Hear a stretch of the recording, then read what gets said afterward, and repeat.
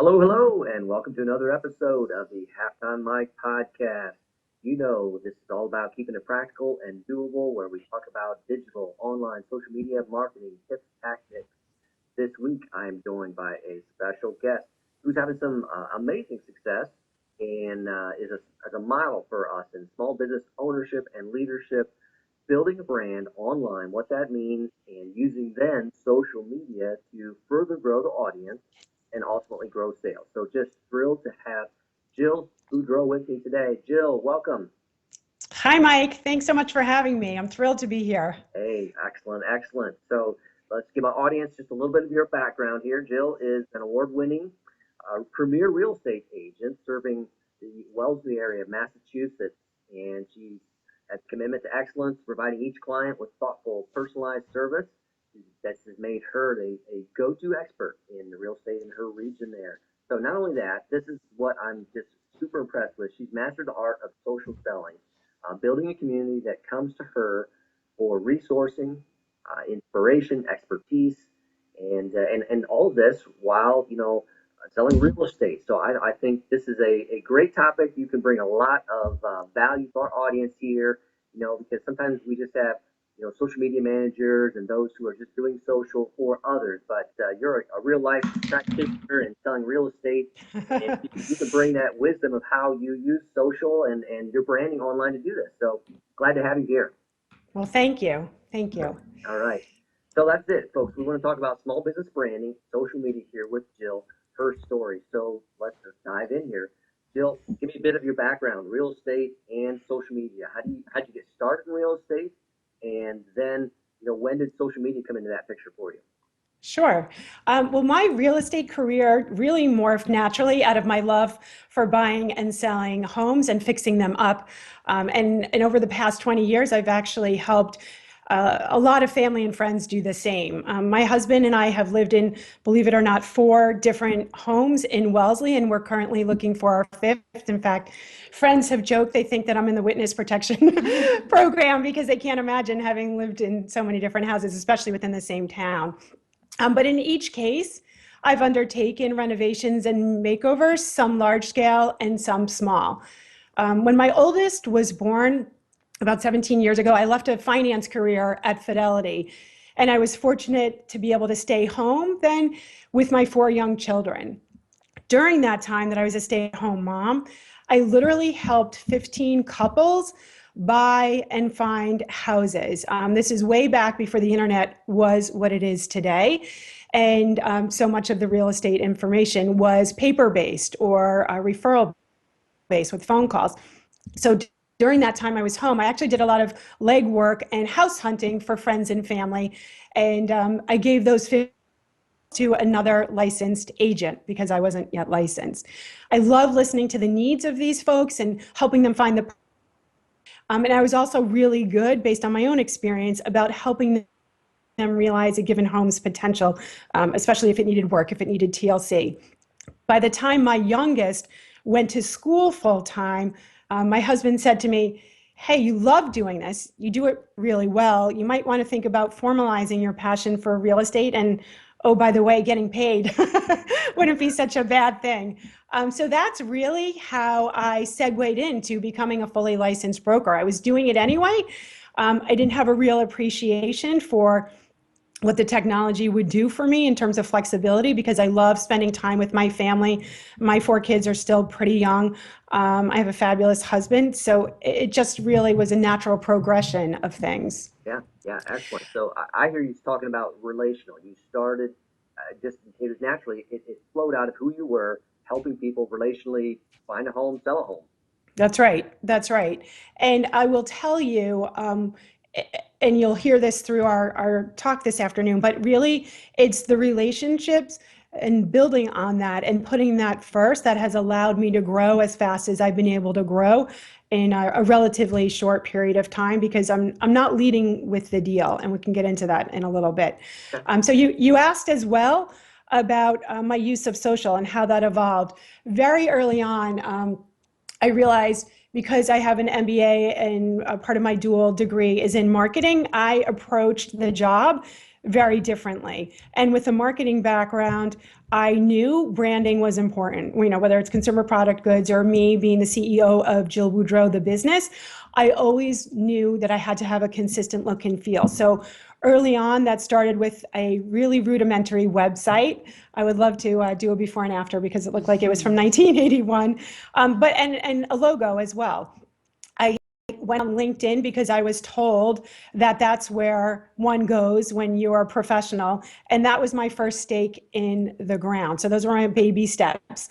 I was a late bloomer to Facebook and some of the other platforms, but I really didn't jump in the deep end until much later when I hosted an exclusive invitation only event for Boston's top 100 brokers to showcase my client's $8 million property. And I had Barbara Corcoran join me for that special event as my keynote speaker.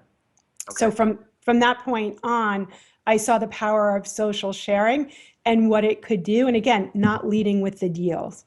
Not leading with the deal. All right. Right. All right. So LinkedIn was the starting point, and then that was kind of the just entry point, and then it evolved. Maybe you want to talk a little bit more about how it evolved and sure. over length of time that was. Sure. So as I said, I'm the first to admit that I was late to the game. Probably early adopter, certainly in the real estate arena, but late to the game. I was not on Facebook, but it was really the Barbara Corcoran event for Boston's top 100 brokers that was the tipping point for me to learn and appreciate how behind the scenes photos, Instagram posts, et cetera, Facebook sharing would allow me to drum up excitement for this event. And I have to say, I was learning as I was going. At the time, I was paying an exorbitant fee to a team of, let's say, experts. And I'll be the first to admit that I did not know what I didn't know. So I was being taken for a ride, if I can say so. But it served its purpose to get the job done. And the event still is legendary. It was the first of its kind. I sponsored it, and it had a tremendous draw and a great trail on PR, which was very much appreciated but unexpected. Fast forward to about 15 months ago, I was on Instagram, and by pure happenstance, because of a mutual love for our homes, our summer homes on the Cape and living in Wellesley, I connected with Sue Zimmerman, the Instagram expert. And this is a story Sue loves to tell, and I love to tell because you can't make this stuff up. So I met Sue online, met with her for, I think it was a 2-hour meeting the next day, and the rest, as I say, is history.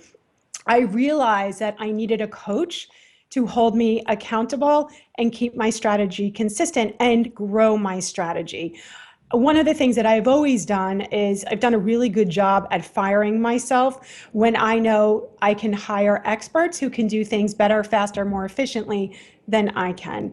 So I have been partnered with Sue, who is now a dear friend, and her team since I think September 2013. And that is wholeheartedly the reason behind my explosive business growth with my social media strategy. Excellent, excellent. Okay. I want to go back to that event when you talked about that keynote event, Miss Cochran there, and you mentioned briefly seeing some of the power of images. Now, did you do promotion socially ahead of the event, or yes? So you saw some impact there in terms of drumming up the interest for the event itself.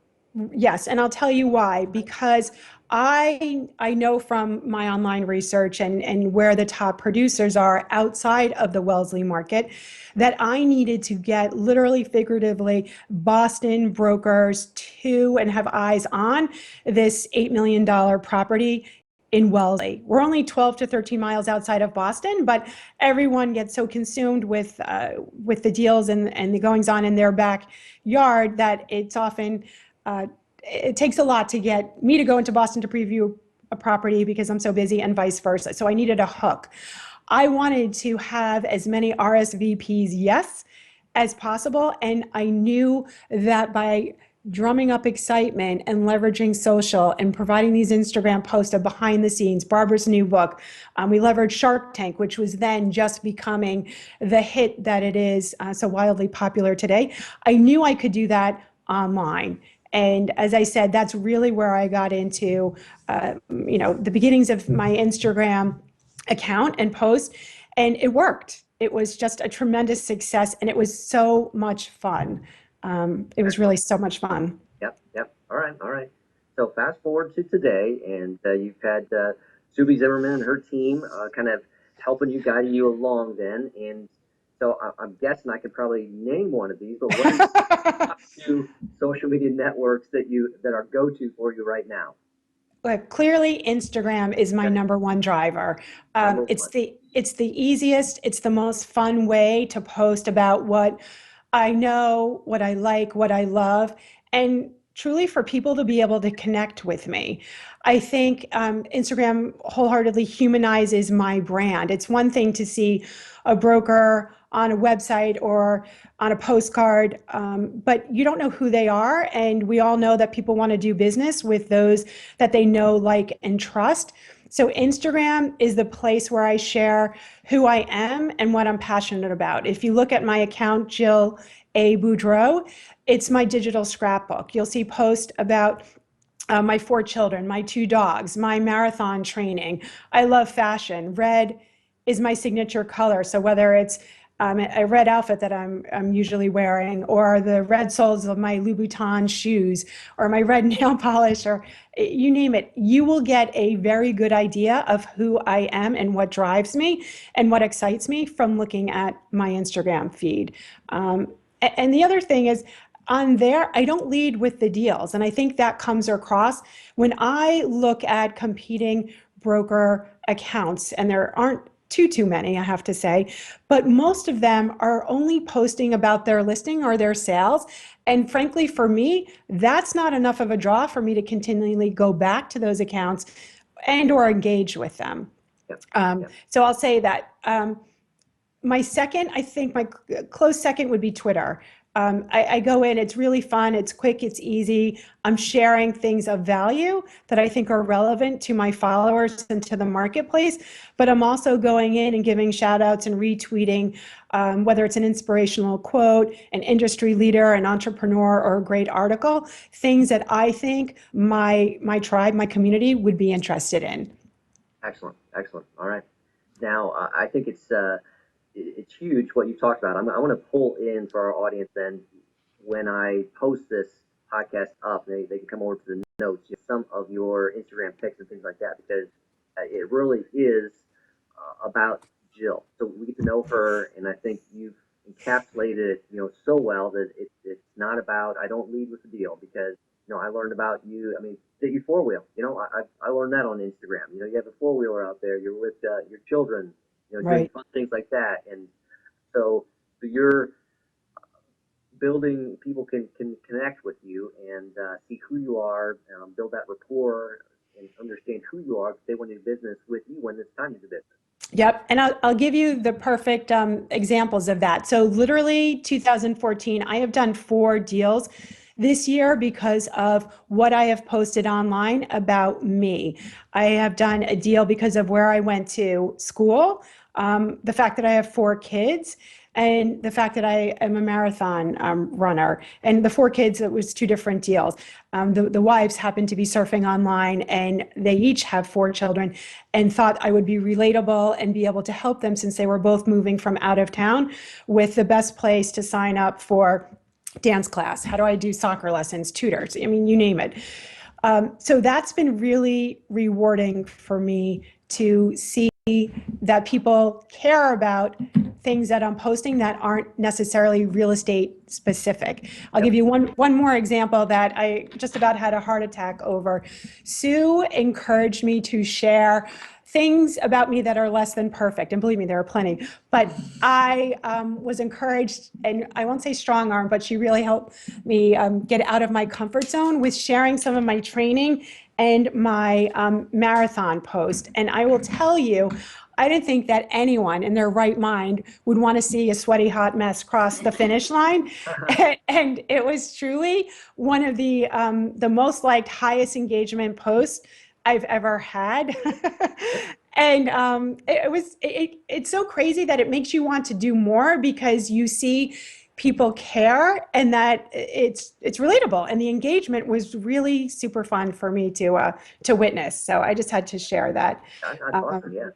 yeah, and one of the things that I also love doing is giving shout outs for the sponsorships, the schools, the Wellesley Mothers Forum, Junior League, et cetera. Those things I give back to the community a lot, and it's really fun for me to help them highlight through my post a specific event or fundraiser, et cetera. And I love doing it. It comes naturally to me. I feel very fortunate that I am able to support the town in that way. But they love the fact that they then get exposed to my followers. And so it's really a win-win on all Yeah. fronts. Okay. Okay.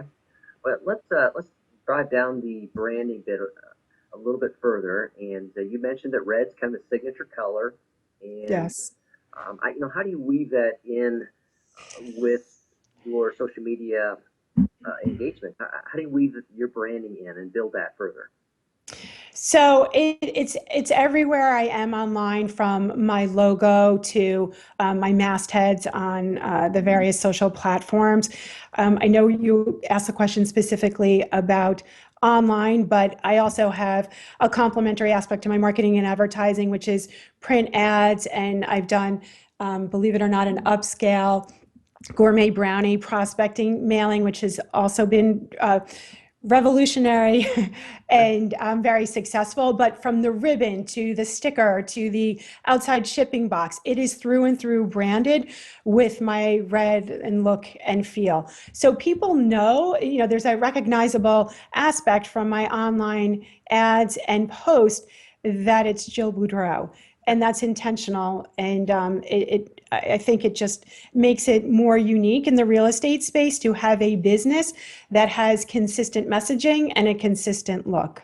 Yeah. Okay. And I'm hearing the word. I mean, cohesive is what sticks out to me. It's cohesive Yes, across any, whether it's print, whether it's online, whatever social media network it is. definitely. Okay. Okay. Definitely. And now let's dive into that a little bit more in terms of social media. Then, I mean, what does weekly social media sharing look like for you? Yeah, Sure. you're busy, listings, different things like that. What's it look like? So the good news is that a lot of my social sharing is relatively easy.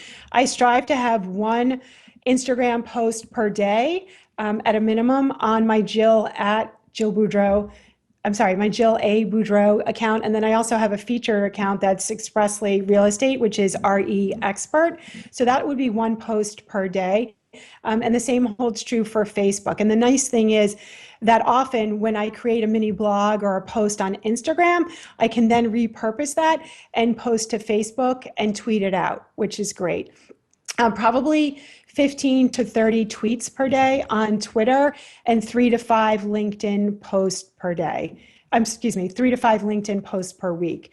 My YouTube strategy is in development, but that will be a large part of how I am live and online in 2015. And I'm really, really excited about that. Okay. Okay. So I'm hearing numbers that seem doable. I mean, because sometimes people can say, "Oh, I can't do this, I can't do that." I mean, you're talking about at least one Instagram post a day. Now, Twitter, you said, is kind of quick and native to you, so that comes naturally. You have a little higher use there, but it doesn't seem overwhelming. And are you doing a lot of this on the go? Is it a mix of on your mobile device and desktop as you are out and about, or what's that look like? So I will tell you that I do a lot of it myself, and I also have Sue's team to complement what I am doing. Almost, I'd say 95, 99% is through my iPhone. Um, Sometimes I'm waiting for an appointment. I may be waiting to pick up one of my children. I can flash out and post on Instagram super quick, and again, repurpose or tweet, give a shout out, retweet. I find an article on a Facebook thread that I think is of really good value on realtor.com.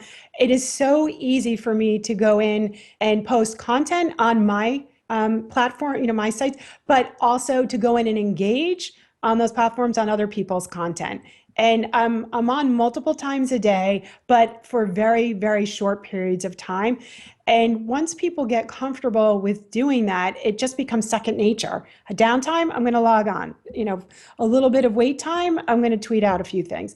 It's really, really easy. Okay. All right. All right. Now, you know I'm a Facebook guy, so I was taking a look at your Facebook posts, in particular. I was kind of diving into those to get a feel for what you do and how you go about that. And I think that what stood out to me that I want to make sure our audience heard is that, again, you don't lead with a deal, and you had so many posts that were about help or resourcing. I mean, you were sharing things from the community that were happening as part of your sharing. Right. So, yeah, You're hitting on something that's really important and valuable to me.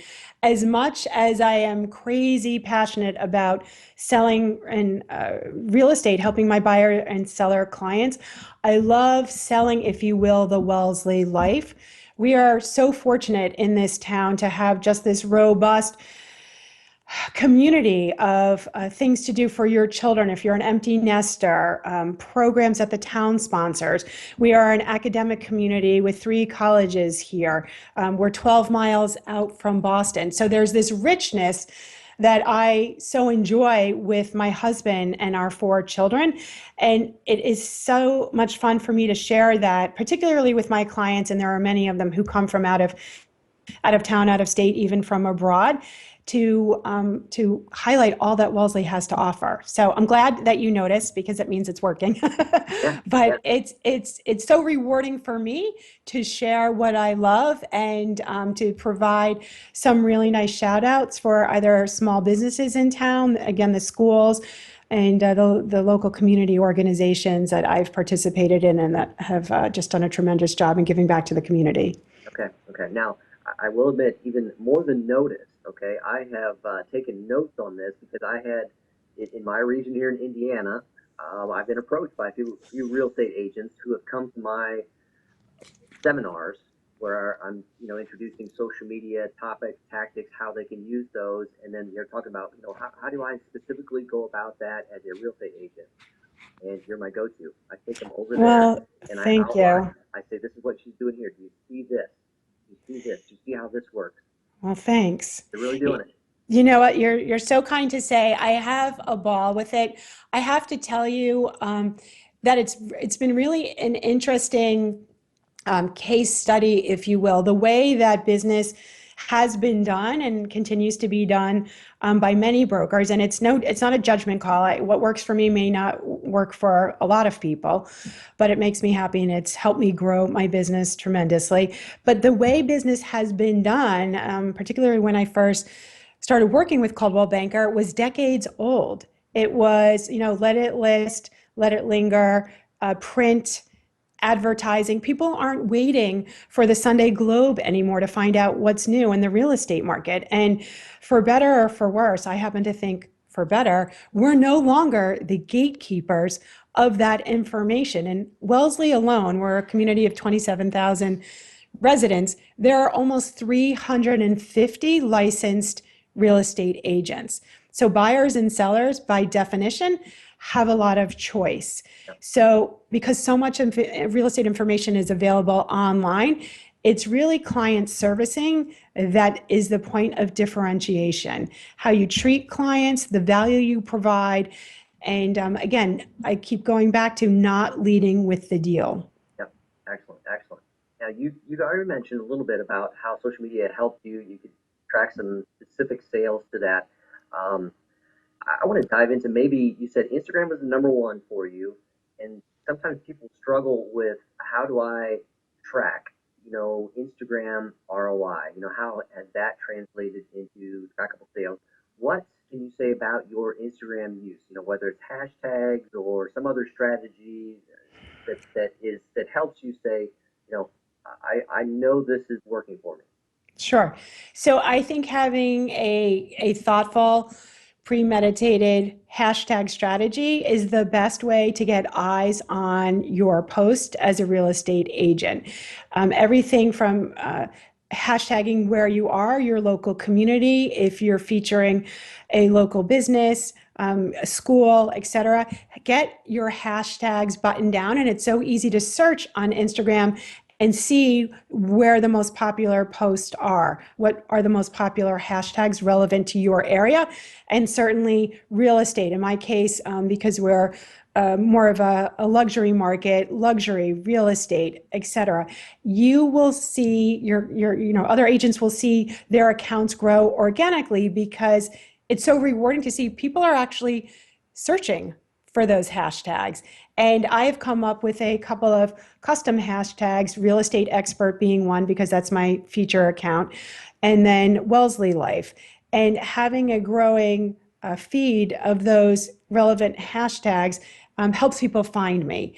And as I said, I've seen tremendous growth since I've been working with Sue Zimmerman and her team, and had this wonderful strategy in place. Okay. Now that's great. So basically, you've done some research. What is popular hashtags that you can kind of link into and be aware of those, and then also you kind of coin a couple for yourself and use those and build up a following just on those hashtags.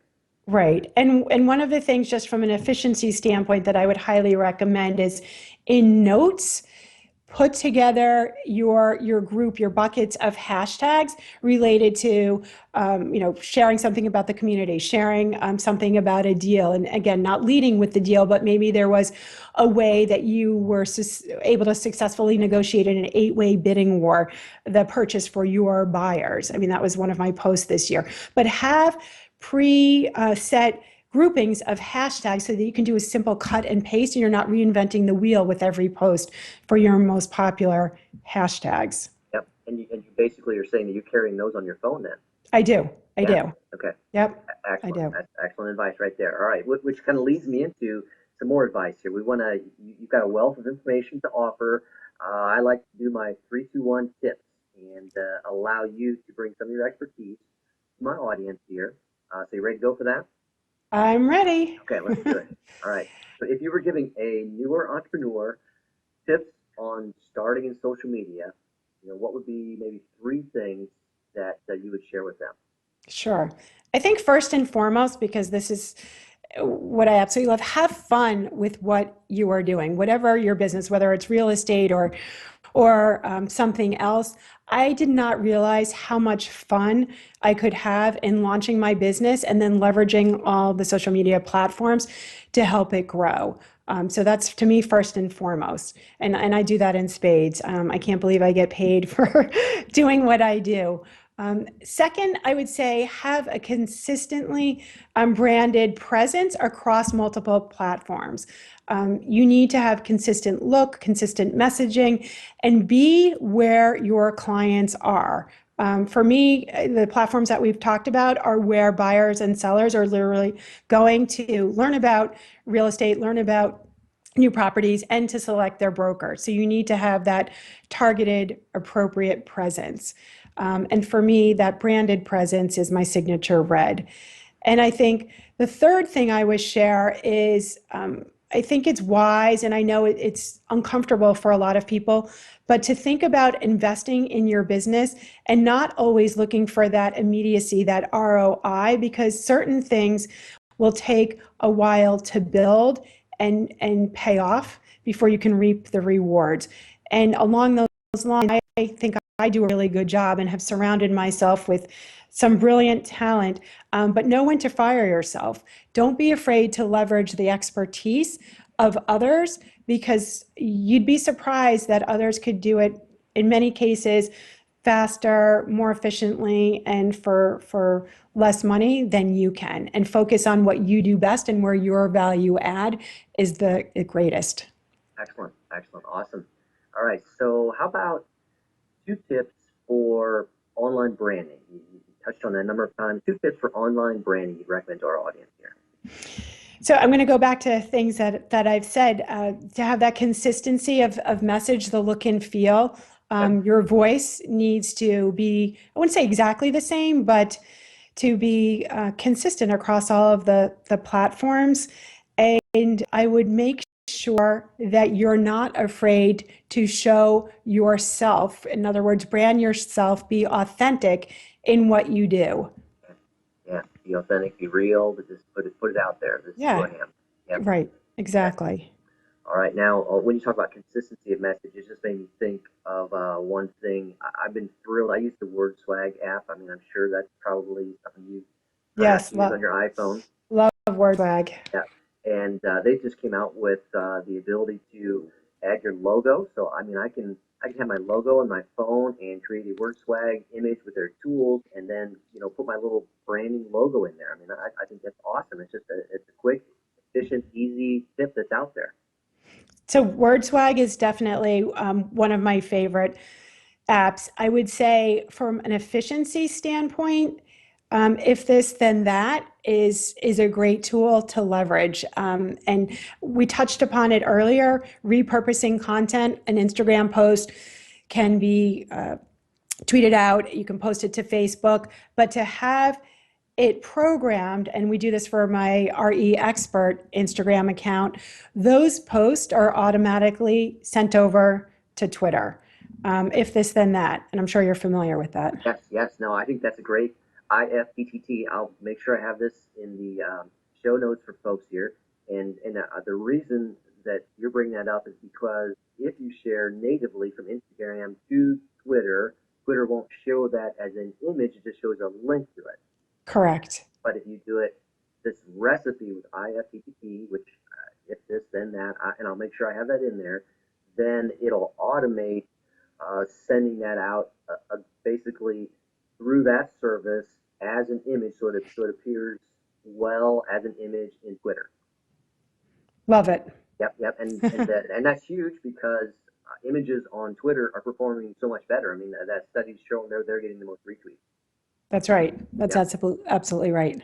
All right, Jill, this has been an excellent time together here, and thank you for sharing your story. Thank you for sharing, what's been your journey in real estate, practical entrepreneurial business.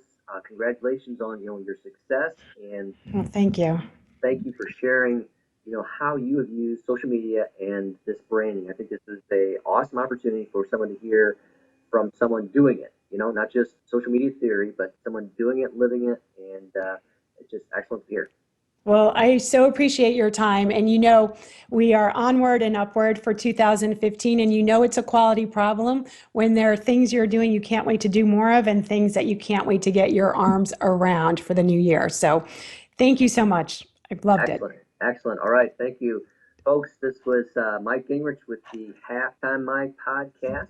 And you're going to be able to find all of the information that Jill and I have talked about today in the show notes. We will have links to all of Jill's social profiles, so you'll be able to connect with her there. That's all going to be available to you. So, with that, this is Mike with the Halftime Mike podcast signing out.